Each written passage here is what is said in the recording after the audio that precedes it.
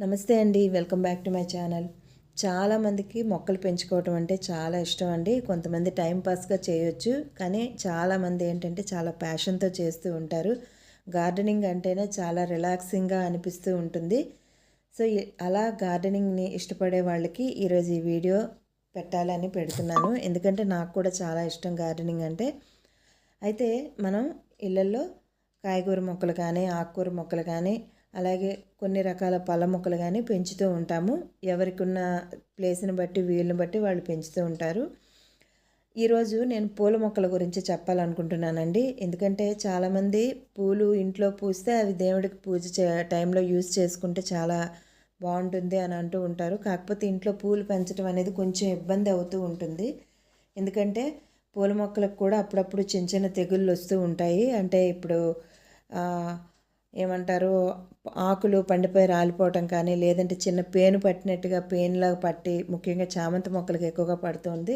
అలాగే మందార మొక్కల విషయానికి వస్తే కనుక మిలీబగ్స్ అని ఇలా పడుతూ ఉంటాయి. ఒక్కోసారి చీమలే రూట్స్ దగ్గర ఏంటంటే పుట్టలా పెట్టేసి చెదపట్టినట్టు పట్టేసి రూట్స్ని తినేస్తూ ఉంటాయి. దానివల్ల మొక్క అనేది పెరగదు, క్రమంగా చనిపోతుంది.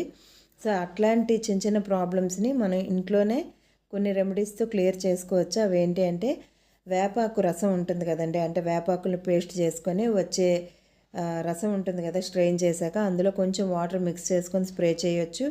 అలాగే మనం ఇంట్లోనే పచ్చిమిర్చి, అల్లం ఉంటాయి కదా, వాటిని కూడా పేస్ట్ చేసుకొని రసం తీసుకొని అందులో కొంచెం వాటర్ మిక్స్ చేసుకొని స్ప్రే చేసుకోవచ్చు. ఈ విధంగా చేయటం వలన ఏమవుతుందంటే ఇన్సెక్ట్స్ అనేవి కానీ, ఇప్పుడు నేను చెప్పిన ఈ చిన్న చిన్న క్రిమికీటకాలు అనేవి ఏవి కూడా ఏంటంటే మొక్కను పాడు చేయకుండా ఉంటాయి. మొక్క చక్కగా పెరుగుతుంది.